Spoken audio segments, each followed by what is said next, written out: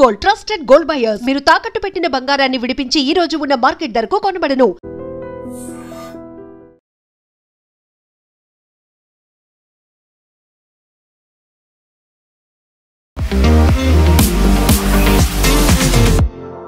Welcome to I dream.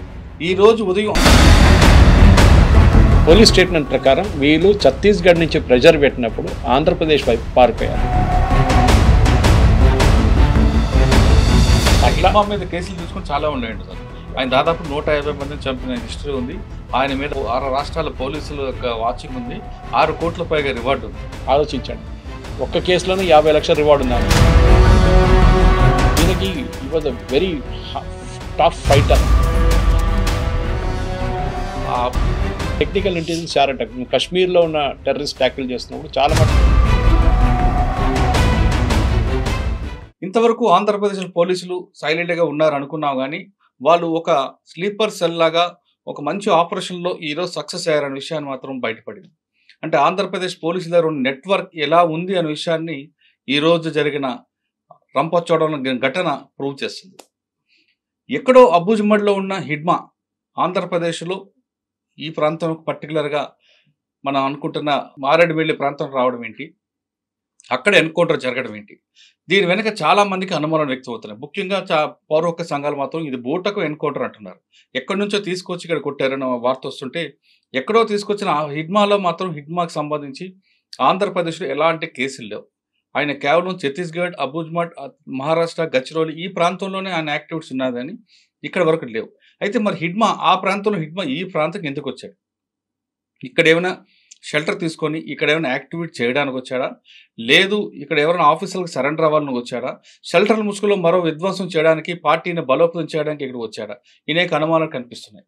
మరోవైపు ఇటీవల గాజల రవి కూడా అదే ప్రాంతంలో ఎన్కౌంటర్ కావడంతో అది ఆ ప్రాంతం కూడా ఇటు ఛత్తీస్గఢ్కి అటు మహారాష్ట్ర గచ్చిరోలికి దగ్గర బార్డర్ ఉంది కాబట్టి ఆ ప్రాంతం నుంచి వచ్చి బలోపేతం చేయడానికి వచ్చారా, ఇన్ని ప్రశ్నల అనుమానాల నేపథ్యంలో ఏం జరిగి ఉండొచ్చు అనే విషయాన్ని మనతో మాట్లాడడానికి ప్రముఖ విశ్లేషకులు సురేష్ కొచ్చెడ్డి గారు ఆయనకి చాలా క్లారిటీగా తెలుసుకున్నాం. సార్ నమస్తే అండి. నమస్తే.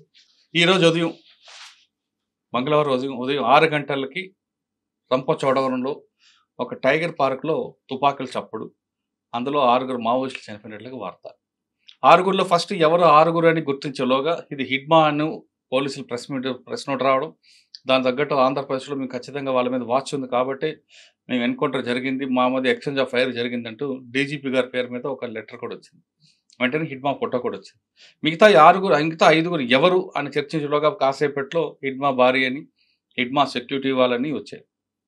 ఈ పార్ట్ 6 నుంచి 8 గంటల 9 గంటల వరకు జరుగుతున్న నేపథ్యంలోనే విజయవాడలో మరో వార్త కలకలం రేపింది.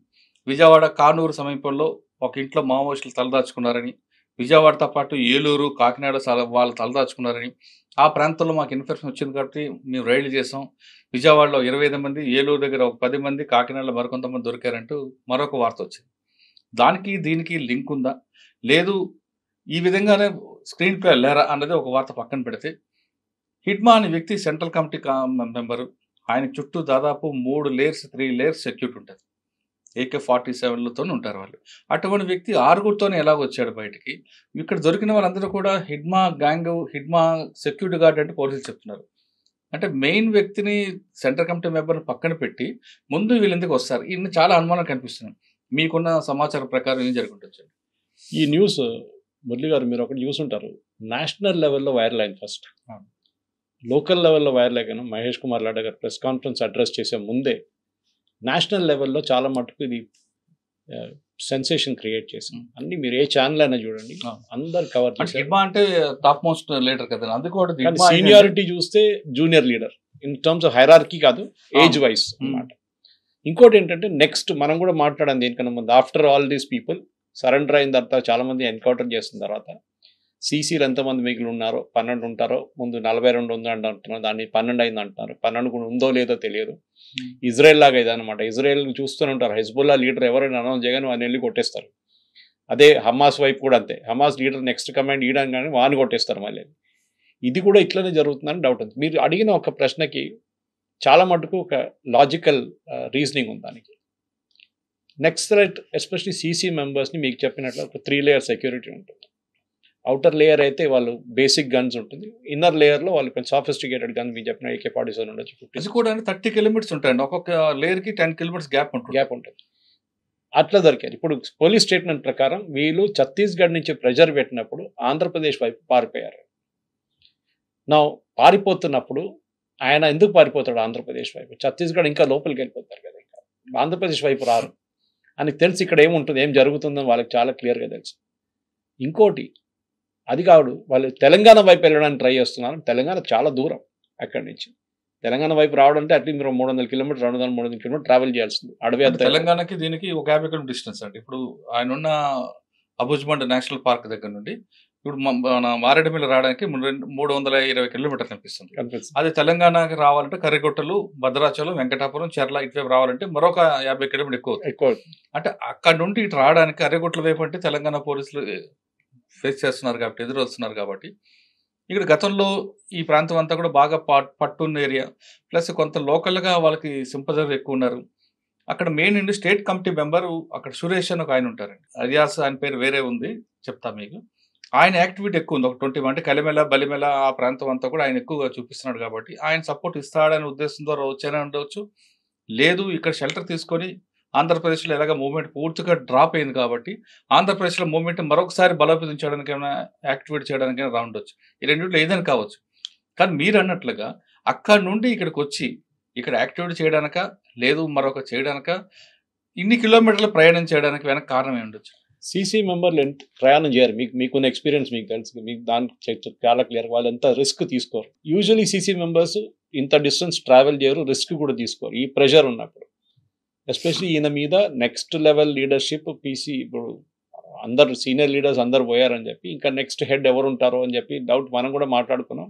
హిద్మానే ఉండొచ్చు. ఎందుకంటే ఒకటి తెలంగాణ తెలుగు స్పీకింగ్ ఆంధ్ర తెలంగాణ లీడర్స్ కాకుండా నెక్స్ట్ రైట్ గ్రూప్లో ఒక బస్తర్ ఏరియా నుంచి ఒక చాలా పేద కుటుంబం నుంచి వచ్చిన ఒక మనిషి ఈయన. సో హిద్మాని సెంట్రల్ లీడర్షిప్ తీసుకొచ్చే దాంట్లో ఇంటర్నల్ పాలిటిక్స్ కూడా ఏమైనా జరిగిందని నాకు ఒక అనుమానం ఉంది. Was this a tip of? ఎందుకంటే అక్కడ ఇంటర్నల్ ఇప్పుడు మన వేణుగోపాల్ సరెండర్ దగ్గర చూసాం మనం చాలా మటుకు వాళ్ళ నడిమిట్లోనే వాళ్ళ దాంట్లోనే పాలిటిక్స్ చాలా నడుస్తుంది. అంటే you or private to lot of information. మీరు ఆఫ్ ద రికార్డ్ చెప్పొచ్చు, ఆన్ ద రికార్డ్ మీరు చెప్పరు, కానీ వాళ్ళ నడిమిట్లో చాలా పాలిటిక్స్ నడుస్తాయి.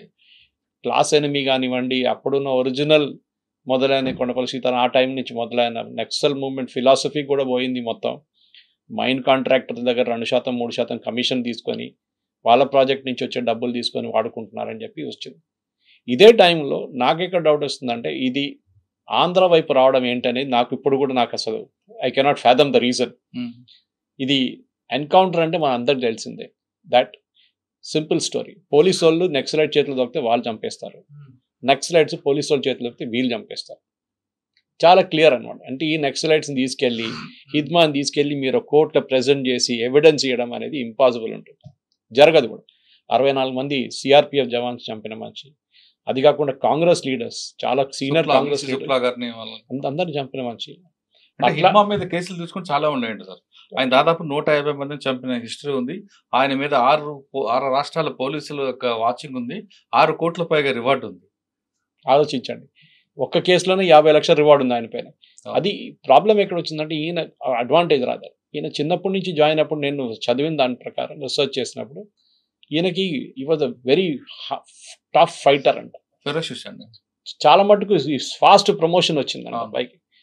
ఇది కూడా బహుశా నక్సలైట్ మూవ్మెంట్లో కొంతమందికి నచ్చలేదో అని నాకు అనిపిస్తుంది. ఎందుకంటే end of the day that is the politics all about. వాళ్ళ దాంట్లో 70, 60, 70 సంవత్సరాలు, 72 సంవత్సరాలు, 74 సంవత్సరాల లీడర్స్ కూడా చాలా మంది ఉన్నారు. మీకు తెలిసి 50 సంవత్సరాలకి this is young compare to very young. Rahul Gandhi age అని చెప్పొచ్చు, కానీ రాహుల్ గాంధీ కానీ తక్కువ ఏజ్. సో అట్లాంటి మనిషి ఇప్పుడు నెక్స్ట్ లెవెల్ లీడర్షిప్ పోయినప్పుడు, ఇప్పుడు ఇవాళ పొద్దున్న నుంచి ఒక రూమర్ ఏం నడుస్తుందంటే 3 స్టేట్ చీఫ్స్కి ఇచ్చిన ఇన్స్ట్రక్షన్స్ ఏంటంటే చాలా మటుకు అమిత్ షా గారు చెప్పింది హిద్మాని before 30th of November finish చేసేయాలని చెప్పి అమిత్ షా గారు చాలా క్లియర్గా ఇన్స్ట్రక్షన్ ఇచ్చారంట.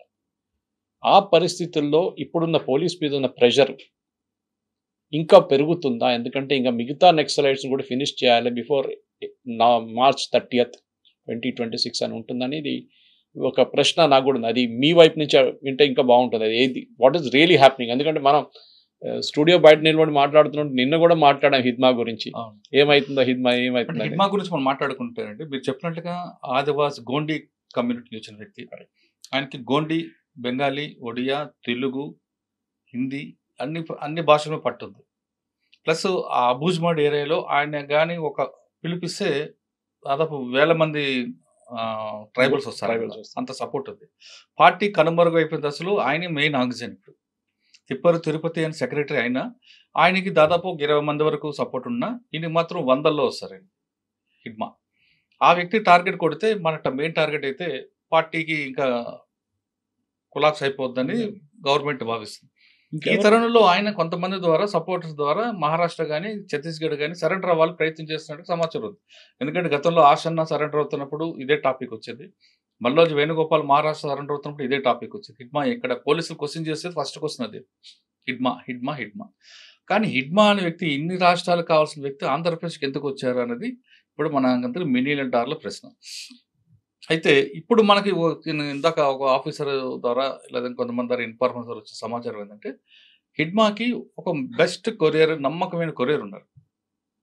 అంటే కొరియర్ ఇప్పుడు కూడా పనిచేస్తుంది. కానీ ఆ కొరియర్ ఎంతగా నమ్మాడంటే హిడ్మా దాదాపు 6 సంవత్సరాల నుంచి ఆ హిడ్మా వెనకే ఆ కొరియర్ ఉంటాడు.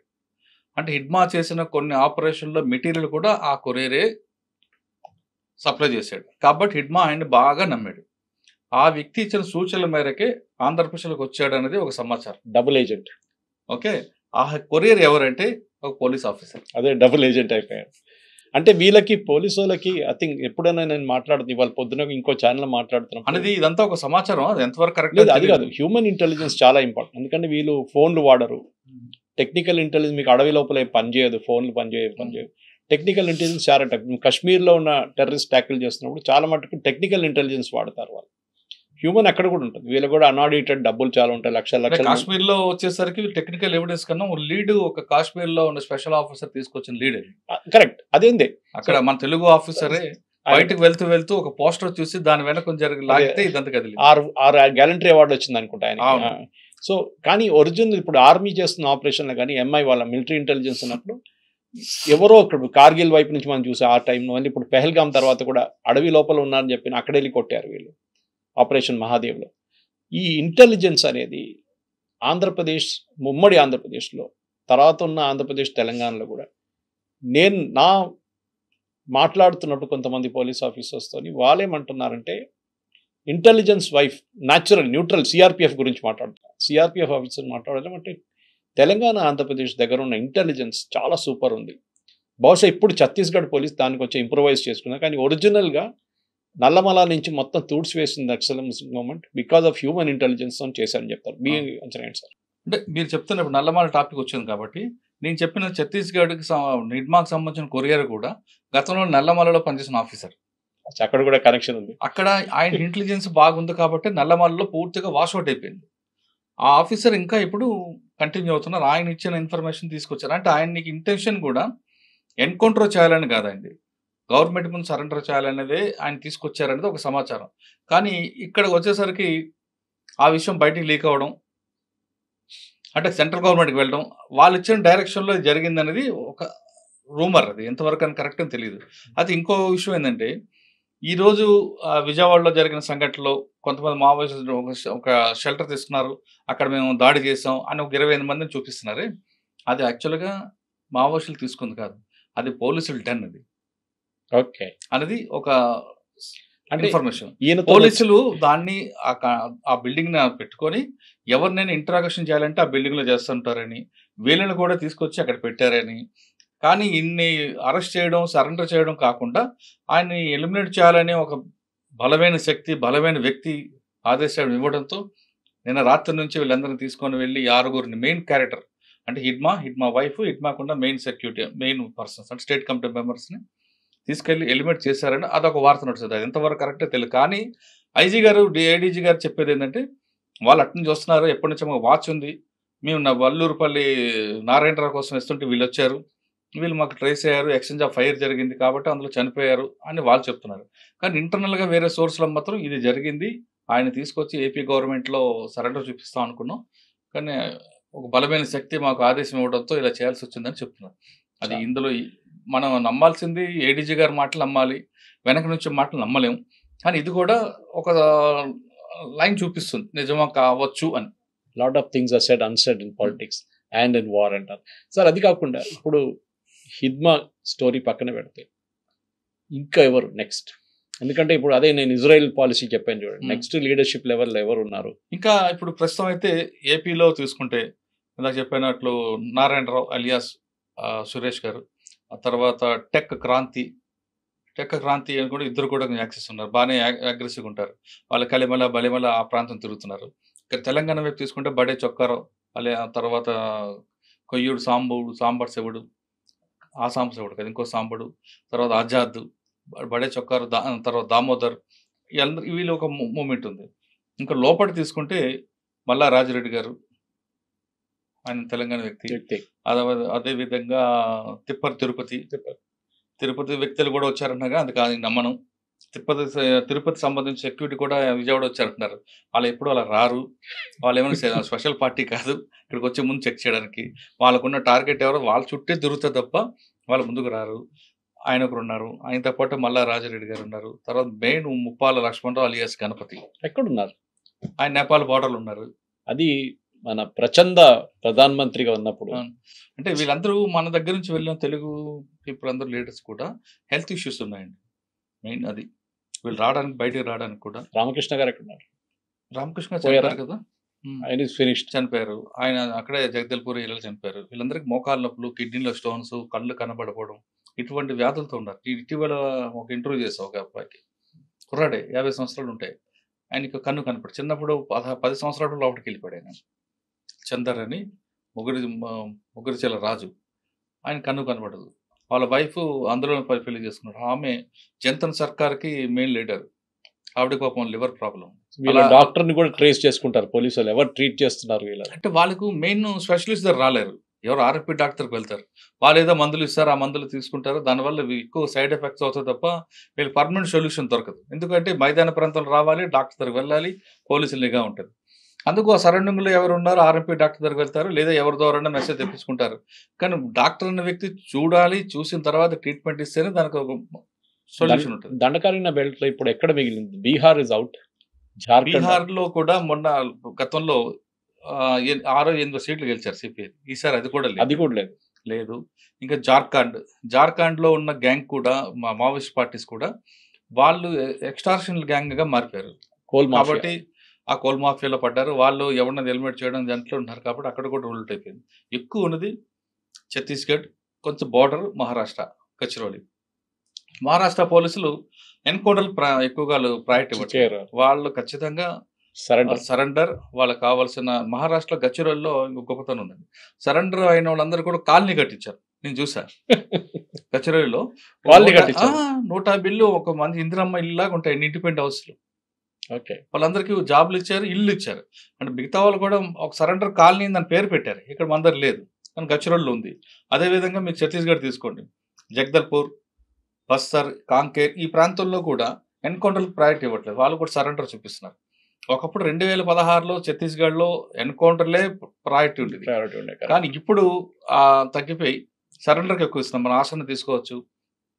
అంటే ఆ ప్రాంతంలో కూడా ఛత్తీస్గఢ్, కాంకేర్, తర్వాత ఇంకొన్ని 2-3 జిల్లా, గరియాబాద్, పక్కన ఒడిశాకు సంబంధించిన నౌపడ అనే విలేజ్ ఉంటుంది. ఈ ప్రాంతంలో ఉన్న ఆఫీసర్లు అందరూ కూడా యంగ్ ఐపీఎస్ ఉన్నారు, అందరూ కూడా తెలుగు వాళ్ళే. వాళ్ళు ఏం చేస్తున్నారంటే సరెండర్ ఎన్ని రకాలు చేయాలో, మీకు ఇన్ఫర్మేట్ అంటే చాలు వెచ్చలు డబ్బులు ఇస్తున్నారు.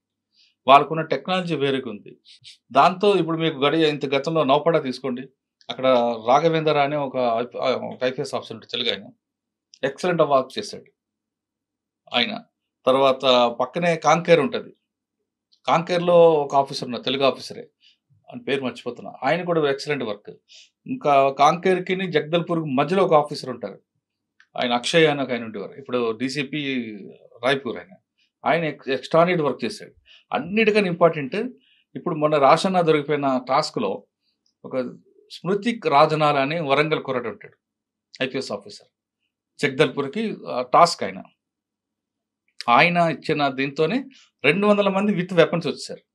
మోటివేట్ చేసి అంతా చేశాడు ఆయన ఎన్కౌంటర్లు ప్రోత్సహించాడు ఆయన. అంటే వీళ్ళందరూ ఆఫీసర్లు ఏమవుతున్నారంటే వాళ్ళు మన మనుషులే. అంటే ఇక్కడ 2 కోణాలు కనిపిస్తుంటాయండి. హ్యూమన్ యాంగిల్ ఒకటి అది తీసుకుంటాం. అంటే నక్సల్స్ మూవ్మెంట్ అనేది లా అండ్ ఆర్డర్ ఇష్యూవా, సోషియో ఎకనామిక్ ప్రాబ్లమా అనేది చర్చ వచ్చింది వాళ్ళలో. వీళ్ళు సోషియో ఎకనామిక్ ప్రాబ్లం అని గుర్తించారు, లా అండ్ ఆర్డర్ ఇష్యూ కాదని. ఇది ఫెయిల్ అవుతేనే, ఇది ఓవర్కమ్ అయితేనే లా అండ్ ఆర్డర్ అవుతుంది. కాబట్టి అసలు ముందు రూట్స్లోనే మనం కట్ చేద్దాం అనుకుంటే వీళ్ళు ఏం చేస్తున్నారంటే విలేజ్లకు వెళ్ళడం, వాళ్ళతో రెగ్యులర్గా కాంటాక్ట్ అవ్వడం, వాళ్ళతో మాట్లాడడం, యూత్ అందరికి జాబ్లు ఇప్పించడం, అడవే కాదల ప్రపంచం అనే వాళ్ళ సిటీలకు తీసుకురావడం, బాంబే, జగదల్పూర్ ఇది తీసుకెళ్లి వాళ్ళకి కూర్చోపెట్టి 2 రోజులు చూపించడం, ఇది ప్రపంచం అని ఇలాగ మోటివేట్ చేసిన వాళ్ళు యూత్ కూడా అటు వెళ్ళడం మానేసింది. బాగా తగ్గిపోయారు. కొంతమంది ఉన్నారు కానీ వాటిని కూడా కంట్రోల్ చేస్తున్నారు. ఈ విధంగా చేపట్టి వాళ్ళలో కూడా ఆసన లాంటి వాళ్ళు కానీ, మల్లోజు వేణుగోపాల్ గారు కానీ వీళ్ళందరూ రాక స్టార్ట్ చేశారు. దీనికి అక్కడ ఛత్తీస్గఢ్ గవర్నమెంట్ అవ్వచ్చు, మహారాష్ట్ర గవర్నమెంట్ అవ్వచ్చు, సెంట్రల్ గవర్నమెంట్ అవ్వచ్చు, అంటే 3 రకాల వేస్ తీసుకున్నారండి. 3 నెంబర్ 1 మీరు ట్రాఫిక్లో ఉంటాయి EEE అని, ఎడ్యుకేషన్, ఎన్ఫోర్స్మెంట్, లాస్ట్లో ఇంజనీరింగ్. ఓకే, లాస్ట్లో ఎన్ఫోర్స్మెంట్ ఉంటుంది. అలా ఇక్కడ కూడా ఏం చేస్తున్నారు వీళ్ళు, ముందు వాళ్ళందరూ తీయడం, కలవడం, ఇంటరాక్ట్ అవ్వడం. నెంబర్ 2 వాళ్ళకి ఉద్యోగాలు ఇవ్వడం, ఆ డెవలప్మెంట్ చూపించడం. నెంబర్ 3 అప్పుడు ఎన్కౌంటర్కి వెళ్తున్నారు. ఈ 3 స్టేట్లు. మల్లోజు వేణుగోపాల్ గారిని బ్రాండ్ అంబాసిడర్ చేశారు ఎవరు? బ్రాండ్ అంబాసిడర్ అదొక చర్చ వస్తుంది. ఇదే మల్లోజు వేణుగోపాల్ గారు ఇప్పుడు ఆ పనిచేస్తున్న ఛత్తీస్గఢ్ ఏరియాల గతంలో జల్ జంగల్ జమీన్ అదే క్యాంపెయిన్ ఉండేవాళ్ళు. వాళ్ళ క్యాంపెయిన్ దానికోసం మహారాష్ట్రలో లాయిడ్ కంపెనీ ఉంటుంది, మైనింగ్ కంపెనీ. వాళ్ళదే బ్రాండ్ అంబాసిడర్ అనమాట. దానికి వాళ్ళు ఇచ్చారు. ఆ కంపెనీ మీద యాంటీగా పనిచేశాడు ఈయన. ఇప్పుడు వాళ్ళు ఏం చేశారంటే మా బ్రాండ్ అంబాసిడర్ అని అంటున్నారు, ఆఫర్ ఇచ్చారంటే ఆయన యాక్సెప్ట్ చేస్తాడా లేదా అనేది ఆయన ఇష్టం అనుకోండి. కానీ మావోయిస్ట్ పార్టీ మాత్రం ఖచ్చితంగా ఒకవేళ ఈయన యాక్సెప్ట్ చేస్తే వాళ్ళు చాలా గురుగా ఉంటారు. ఇది ఒక పార్టీ నడుస్తుంది. ఇక ఛత్తీస్గఢ్లో ఒక పార్టీ నడుస్తుంది. మొత్తం మీద తీసుకుంటే అయితే రావాలి, వచ్చిన వాళ్ళు మా దగ్గర ఉండాలి, లేదా ఎన్కౌంటర్ అవుతారు అన్న మెసేజ్ పంపించారు. అది ఎంతవరకు అవుతుందని చెప్పాలి. తెలంగాణలో గ్రే హౌండ్స్ చాలా టార్గెట్ ప్రాక్టీస్ ఏం దొరకట్లేదు అనుకుంటాను. తెలంగాణ గ్రే హౌండ్స్ అని కానండి, ఆంధ్రప్రదేశ్ గ్రే హౌండ్స్ అని కానండి, వాళ్ళు రెగ్యులర్గా ప్రాక్టీస్ ఉంటుందండి. అంటే నేనేం చెప్పాను, ఆంధ్రాకి ఇప్పుడు ఈ ఎన్కౌంటర్ జరిగింది కొంచెమైనా, తెలంగాణలో అంత యాక్టివిటీ ఎక్కువ. ఆంధ్రప్రదేశ్ లో చేసింది గ్రే హౌండ్స్ ఎవరు చెప్పారు? కాదే, కొత్త గ్రూప్ ఎవరు ఉన్నారా? లేదు, పోలీస్ గ్రూప్ అండి, రెగ్యులర్ గ్రూప్. అది వీళ్ళు వెళ్ళి ఆపరేషన్ చేయ, రియల్ ఎన్కౌంటర్ అంటే ఆపరేషన్ కి వెళ్ళాలి, అంత పెద్ద కథ ఉంటుంది. ఇది అంతే. ఇంకోటి సార్, కె వ్యాస్ గారు, ఉమేష్ చంద్ర గారు, వీళ్ళందరూ మీరు చెప్పిన ఈ పేర్లు చిన్న ఇప్పుడున్న IPS ఆఫీసర్ కానీ వాళ్ళకంతా రోల్ మోడల్ వాళ్ళు ఉండేవాళ్ళు. ఆ లెవెల్ నుంచి నెక్సలిజం ఇక్కడ దాకా వచ్చిందంటే ఈ young group of committed police officer, ఒక టైంలో విజయ్ కుమార్ అనుకుంటా మన వీరప్పన్ హంట్ చేసిన ఆయన ఉండే, ఇట్లాంటి డెడికేటెడ్ పోలీస్ ఆఫీసర్ శ్రీనగర్ లో మన తెలుగు ఆయన ఒక ఆయన, ఇట్లాంటి యంగ్ పోలీస్ ఆఫీసర్స్ ని ఐడెంటిఫై చేసి పోస్ట్ చేయడంలోనే క్రూషియల్ ఉంటుందా ఈ నక్సల్ మూవ్మెంట్ ట్యాకిల్? ఎందుకంటే మీరు సోషల్ దాని గురించి మాట్లాడారు. సో సుక్మాకి ఒక బస్సు రావడమో, లేకుంటే ఒక స్కూల్ కట్టడము. ఎందుకంటే ఇప్పుడు మీరు పువర్తి, ఆ ఊర్లో బస్సు వచ్చింది, అదే అంటారు. ఆ ఊర్లో టీవీ లాంచ్ చేశారు. ఆ ఊర్లో 70 సంవత్సరాల తర్వాత స్వాతంత్రం వచ్చింది ఎప్పుడో. అదే ఊర్లో ఛత్తీస్గఢ్ హోమ్ మినిస్టర్ గారు వెళ్ళి వాళ్ళ అమ్మగారితో మాట్లాడారు, ఆమెతో రిక్వెస్ట్ పంపించారు. అయినా వాళ్ళు ఏంటంటే ఒక సిద్ధాంతం నమ్మారండి. ఆ సిద్ధాంతం నమ్మి వాళ్ళు బయటకు రాలేరు. ఎందుకంటే దాదాపు 20-30 సంవత్సరాల ఆ సిద్ధాంతం కోసం వాళ్ళు పోరాటం చేశారు. ఇది సిద్ధాంతం అనేది దీర్ఘకాల యుద్ధం. ఇది కరెక్ట్. ఈ దీర్ఘకాల యుద్ధంలో వాళ్ళు ఏం చెప్తారంటే ఫినిక్స్ పక్షి లాంటి మనం అంటారు. ఫినిక్స్ పక్షి ఏ విధంగా ఉంటుంది, ఎప్పటికైనా వస్తుంది అనేది ఆశాభావంతో ఉంటారు. కానీ మారుతున్న పరిస్థితులు ఏంటి, సమాజంలో మారుతున్న మార్పులు ఎలాగ వస్తున్నాయి, ప్రజలు ఏం కోరుకుంటున్నారు అనే విషయాన్ని పార్టీ మర్చిపోయేది. కాబట్టి ఈ దెబ్బ మీద దెబ్బ తగులుతుంది. అదే వాళ్ళు కేవలం ఆదివాసీలకు ఏ విధంగా డెవలప్ చేశారో, వాళ్ళు రాజకీయ చైతన్యం కల్పించారు, అదేవిధంగా మిగతా సమాజం చుట్టుపక్కల మైదాన ప్రాంతాల్లో ఉన్న సమస్యల మీద గుర్తించి అక్కడ కూడా వాళ్ళని మోటివేట్ చేయడంలో, అంటే మిగతా మావోయిస్ట్ పార్టీ వస్తే కాదు, వాళ్ళకు ముందు ఫ్రంట్ ఆర్గనైజేషన్ ప్రజా సంఘం అవి విఫలమైనది చాలా క్లారిటీ. ఒకటి విఫలమైంది ప్రజా సంఘం. మొన్న ఒక మాజీ మావోయిస్ట్ కూడా ఇంటర్వ్యూలో ఆయన ఒప్పుకున్నాడు కూడా, ట్రేడ్ యూనియన్ పార్టీకి మెయిన్ లీడర్ పట్టు ట్రేడ్ యూనియన్స్, కార్మికులు వాళ్ళకి. సిటీలో అన్ని ప్రాంతాల్లో కూడా మీకు ఎర్ర జెండా కనిపిస్తుంది, ప్రతి కంపెనీ దగ్గర కూడా.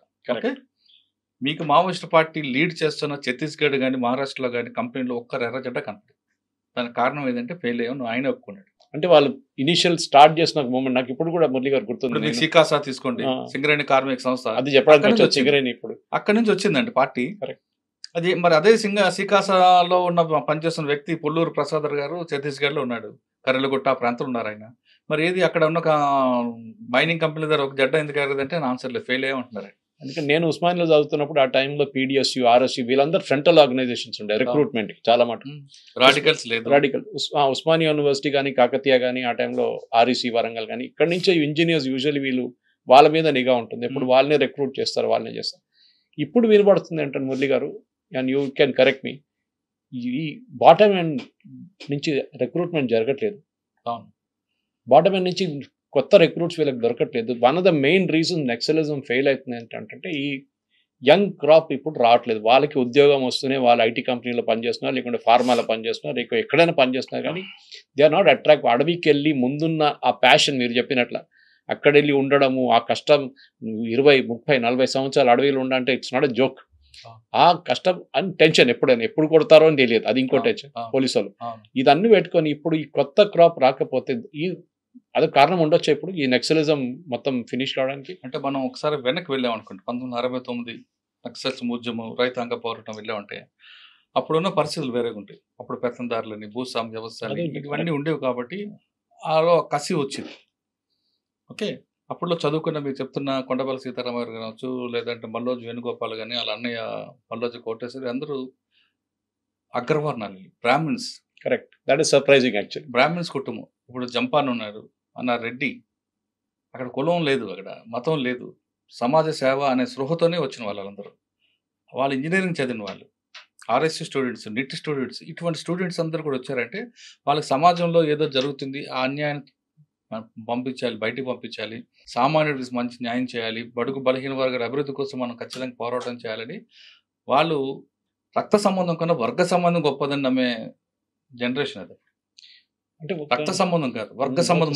ఆ వర్గ సంబంధంలోనే తల్లిని చూస్తాం మేము, మా అమ్మ నాన్న అందులో ఉంటారు, నాకు రక్త సంబంధం కాదని అలా నమ్మి అప్పుడున్న పరిస్థితులకు అనుగుణంగా దాంతోపాటు గద్దర్ గారి పాటలు, ఒక పాట ఆయన గద్దర్ పాడారంటే ఆ పాటకి చాలా మంది చెవులు కోసుకుని వచ్చి ఉండేవారు అంతే, మా ఏరియా నుంచి, ఆల్వాల్ నుంచి. అటువంటి వ్యక్తులు పాటలు ఆ ప్రభావంతో పార్టీలో మన పార్టీలు కాదు చాలా మంది పార్టీ వైపు వెళ్ళారు. వెళ్ళిన తర్వాత వాళ్ళు ఎంచుకున్న లైన్ ఇదే కరెక్ట్ అనుకుని సంవత్సరాలతో బట్టి ఉండిపోయారు వాళ్ళు. కష్టమైన నష్టమైన మీరు మనం ఇంత మాట్లాడుతాం కదండి, ఒక రోజు కరెంట్ లేకుండా ఉండగలమా? అది కరెక్ట్. ఒక గంట ఉండగలమా? యూస్డ్ అయిపోయాం మనం, అది ఉండవు. కానీ వాళ్ళు కరెంట్ లేని సంవత్సరాలు ఉన్నారు. వాళ్ళు ఇంట్లో మనకి ఒక చిన్న బొద్దింక బాత్రూమ్ కనబడుతున్నా బాబోయ్ అని అంటాం, వాళ్ళ చుట్టూ పాములు తిరుగుతుంటాయి.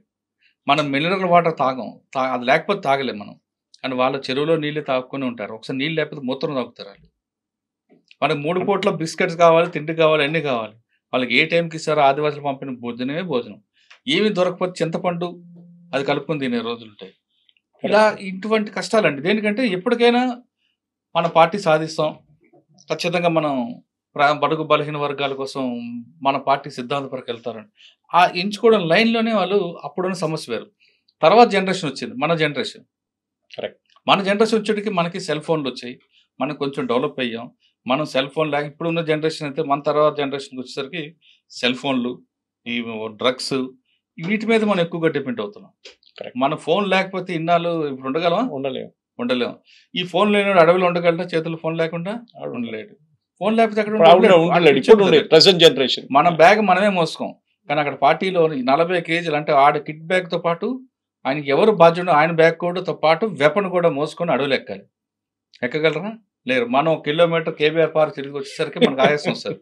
వాళ్ళు రోజుకి 10 నుంచి 12 కిలోమీటర్లు నడుస్తారు నడక. అది కూడా కొండలు ఎక్కి దిగడం, మామూలుగా ప్లెయిన్ ఏరియా కాదు, ఏ రాయి ఉంటుందో ఎక్కడో తెలియదు. ఇన్ని కష్టాలు పడడం అనేది ఇప్పుడు జనరేషన్ లేదు. ప్లస్ కుల సంఘాలు పెరిగిపోయాయి ఊర్లో. ఇంతకుముందు ఏ సమస్య వస్తే గ్రామాన్ని నక్షల దగ్గరకు వెళ్ళాలి, సెటిల్ చేసుకునేవాళ్ళు. ఇప్పుడు కుల సంఘం, ప్రతి సంఘం ఉంది, ఆ సంఘానికి అధ్యక్షుడు, ఆ సంఘం అధ్యక్షుడు సమస్య సెటిల్ అయిపోతుంది. ఇంకా దాంతో నక్సల్స్కి అయిపోయింది. కానీ పార్టీ అక్కడ ఉండిపోయిన వాళ్ళు మాత్రం ఖచ్చితంగా ఏదో రకంగా మాకు రావాలని ఉంటే, ఈ క్రమంలో కొంతమంది ఏదో కేసుల్లో ఉన్నవాళ్ళు వాళ్ళని లాగడం, ఎడ్యుకేషన్ లేని వాళ్ళు. ఇప్పుడు సాధారణంగా ఇప్పుడున్న సెంట్రల్ కమిటీ వాళ్ళు అన్ని భాషలు వచ్చు, కానీ నెక్స్ట్ వచ్చిన కమిటీ వాళ్ళు ఎవరికి సరిగ్గా మాట్లాడడం కాదు, రాయడం కూడా రాదు. వాళ్ళ చేతి కావాల్సిందంటే తుపాకీ ఇచ్చాం, తుపాకీ పట్టుకుంటే అదొక ప్యాషన్ వాళ్ళకి. కాబట్టి ఆ గ్యాప్ను పార్టీ గుర్తించుకోవడం వల్లనే ఈ నష్టం జరిగిందనేది నా అంచనా, అది నా వ్యక్తిగత అభిప్రాయం కూడా. ఈ కాన్వర్జేషన్ మీరంతా డీటెయిల్గా మాట్లాడుతున్నప్పుడు ఒక ఎడ్యుకేషన్ లాగా ఉంటుంది. కానీ as we close the conversation ఇప్పుడు దీని గురించి, నేను వచ్చేది కేరళ నుంచి, చాలా మంది అడుగుతారు నా ద్వారా, సురేష్ గారు first elected communist government in the world కేరళలో, EMS నంబూద్రి. నక్సల్ బారీ మూవ్మెంట్ స్టార్ట్ అయింది వెస్ట్ బెంగాల్ నుంచి. అక్కడ నక్సలైట్స్ లేరు, ఇక్కడ నక్సలైట్స్ లేరు. ఎందుకు? ఈజ్ ల్యాండ్ రీఫార్మ్ మూమెంట్ అంటే అప్పుడు భూములు పంచిపెట్టడం పేదోళ్ళకి, అది వర్క్ అయిందా? మళ్ళీ మన వైపు తెలంగాణ, ఆంధ్ర, ఛత్తీస్గఢ్ కానీ, అప్పుడు ఉమ్మడి మధ్యప్రదేశ్ కానీ, మహారాష్ట్ర వైపు ఇది జరగలేదంటారు. మీరు కూడా మాట్లాడారు, అడిమిట్లు చెప్పారు మీరు, ల్యాండ్ రిఫార్మ్స్ చాలా ఇంపార్టెంట్. భూములు పంచిపెడితే ఏదో యూనో ఒక 1/2 ఎకర్లోనో 1 ఏకర్లోనో వాళ్ళు ఏదైనా పని చేసుకుంటారని. ల్యాండ్ రిఫార్మ్స్ అయినా అనుకుంటారు, ఇదేనా ప్రాబ్లం? అంటే ఒకప్పుడు భూస్వామ్య వ్యవస్థ, దానికి వ్యతిరేకంగా జరిగిన పోరాటాలు, తర్వాత అర్ధ భూస్వామ్య వ్యవస్థ, ఇప్పుడు దానికి వ్యతిరేకంగా కొంత జరిగింది. ఇప్పుడు అర్ధ భూస్వామ్య వ్యవస్థ ఉందండి, ఎవరికి లేదు. మహా ఉంటే 10-20 ఎకరాలు, అంతకు 100 ఎకరాలు లేదు. ఒకటి. రెండోది, మీరు చెప్పిన వెస్ట్ బెంగాల్ కానీ కేరళ కానీ ఈ 2 గవర్నమెంట్ తీసుకుంటే అన్ఎంప్లాయ్మెంట్ లేకుండా చేయడం అనేది వాళ్ళు ఫస్ట్ టాప్ ప్రయారిటీ పెట్టుకున్నారు. దానికన్నా ముందు చెప్పాలంటే ఎడ్యుకేషన్. మీరు వెస్ట్ బెంగాల్లో కొంత ఏమైనా ఉండొచ్చు, కానీ కేరళ లాంటి స్టేట్లో 100% ఎడ్యుకేషన్ ఉంటుంది.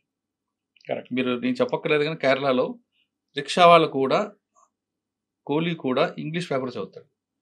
మీరు కూలీతో ఆపి మాట్లాడితే ఇజ్రాయెల్ వార్ ఎందుకు జరుగుతుంది, రష్యాలో రేట్ ఎందుకు జరుగుతుంది, మా ఊర్లో జరుగుతుంది, మా ఊర్లో డిస్కషన్ మాట్లాడతారు. ఇవన్నీ మాట్లాడతారు, మా ఊర్లో టీ షాప్ లో జరుగుతుంది. ఇవన్నీ డిస్కస్, వాళ్ళు ప్రపంచంలో ఏం జరుగుతున్న విషయం కూడా మాట్లాడతారు. ఎందుకంటే అంత ఎడ్యుకేటెడ్ అయ్యారు, వాళ్ళకి అంత నాలెడ్జ్ ఉంది.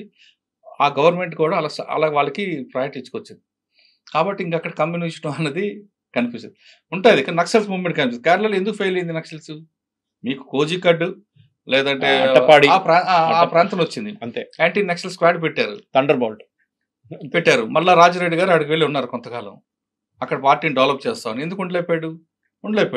ఆయన బెయిల్ వచ్చింది. బెయిల్ రాగానే ఇక్కడ నుంచి ఛత్తీస్గఢ్ నుంచి మైనింగ్ కంపెనీ వాడు హెలికాప్టర్లు తీసుకుని వచ్చారు ఆయనకి. అది కూడా జరిగింది. అదే మీరు వెస్ట్ బెంగాల్ తీసుకోండి. వెస్ట్ బెంగాల్లో ఎందుకు ఫెయిల్ అయింది అంటే మిడ్నాపూర్, మల్లోదర్, కోటేశ్వర గారు ఉన్నంత వరకే అది ఉంది, కొంతవరకు ఉంది మిడ్నాపూర్, వెస్ట్ మిడ్నాపూర్. తర్వాత ఏమైంది, ఎందుకు ఉంది అంటే అప్పుడు పార్టీ దానికి మమతా బెనర్జీ వారు వీళ్ళందరూ కూడా దానికి సపోర్ట్ చేయడం, దానికి యాంటీకి రావడంతో అక్కడ పార్టీ అయిపోయింది. ఇక్కడేమో కేరళ అయిపోయింది. ఈ విధంగా పార్టీ గవర్నమెంట్ తీసుకున్న నిర్ణయాల వల్లే పార్టీకి నష్టం జరుగుతుంది. ఎక్కడైతే గవర్నమెంట్ మనం ఫెయిల్ అవుతాం, మనం ప్రయారిటీ చూసుకుంటాం, మనకు ఇంపార్టెంట్ ఏ చూసుకుంటాం, అక్కడ నష్టాలు జరుగుతాయి. మీరు కేరళలో ఒక సీఎంని కలవాలంటే ఆటో డ్రైవర్ కూడా వెళ్తాడు, అపాయింట్మెంట్ అవుతుంది. మన దగ్గర కలవనవుద్దా? సీఎం కాదు కదా, ఎమ్మెల్యే దగ్గర కూడా పోలేదు. అది కరెక్ట్. అది అదొకటే కాదండి, చాలా విషయాలు తీసుకుంటే కేరళ అనేది ఒక డీజీపీ తీసుకోండి, డీజీపీకి గన్ మ్యాన్లో 1-2-3 ఉంటారు అంతే. మన దగ్గర రిటైర్డ్ ఆఫీసర్ కూడా చుట్టూ 12 మంది ఉంటారు. అంటే ఎంత మ్యాన్ పవర్ వేస్ట్ అవుతుంది. ఆయన చూసి ఇంకొకరు, ఇలా తయారవడంలో ఇవన్నీ కూడా సమాజమే చూపిస్తుంది. దాని ఇంపాక్టే ఇప్పుడు అర్బన్ నక్సల్స్ దాని మీద వస్తుంది. Thank you very much Murali గారు. ఇంకా ఈ డిస్కషన్ ఎప్పుడు ఆగదు, ఎందుకంటే మనం ఈ రోజు మాట్లాడాము, రేపు పొద్దున ఏం జరుగుతుందో తెలియదు, రేపు పొద్దున ఏ ఎన్కౌంటర్ నడుస్తుందో తెలియదు. ఇంకా నాకు తెలిసి అయితే ఎన్కౌంటర్లు ఉండకపోవచ్చు అండి, మ్యాక్సిమం ఉండకపోవచ్చు. ఇంకా అందరినీ సరెండర్ చేసే దీంట్లో ఉంటారు. హిడ్మా అనేది ఏంటంటే మెయిన్ టార్గెట్, ఎందుకంటే 76 మంది పోలీసులు చంపాడు, ఆ కోపం ఉంది కాబట్టి ఉండొచ్చు. కానీ మిగతా అందరి మీద ఇప్పుడు తిరుపతి ఉన్నారు, ఆయన మీద పెద్దగా ఉండవు. మల్లా రాజరెడ్డి గారు ఏజ్డ్ పర్సన్, ముప్పాల గణపతి గారు ఆయన ఏజ్డ్ పర్సన్, ఇంకా బడే చొక్కారావు లేదా ఆజాద్, వీళ్ళు కూడా సరెండర్ అయిపోతారు ములుగు ఎస్పీ గారు అని ఒక ఇన్ఫర్మేషన్ ఉంది. సో మార్చ్ 30 దాకా వెళ్ళదు, దానికన్నా ముందు మార్చ్ వరకు కాదని ఇంకా బిఫోర్ అవుతుంది. వాళ్ళ టార్గెట్ కూడా మార్చ్ 26 ఇయర్ 26 అనేది పెట్టుకున్నారు. Thank you very much Murali గారు, thank you very much. And for more videos, please subscribe to iDream. Please subscribe to iDream. Please subscribe iDream. And please subscribe to iDream. For more videos, subscribe to iDream. please like, share and subscribe to the channel. Congratulations, iDream. Subscribe to iDream. Subscribe to iDream. So subscribe to iDream Media. iDream ki iDream team andarki huge congratulations. Please subscribe iDream Media. Please subscribe to iDream. Subscribe iDream. Please subscribe to iDream. I dream అంటే నా కళల channel subscribe చేసుకున్న నోరు తిరుగుతలేదు మీరైతే గంట గుర్తు కొట్టండి. For more such videos, please subscribe to iDream. Subscribe to iDream. Please subscribe to iDream. Please subscribe iDream Media. Please do subscribe to iDream. Please subscribe to iDream Media. For best entertainment and information, please subscribe iDream. And don't forget to subscribe to iDream.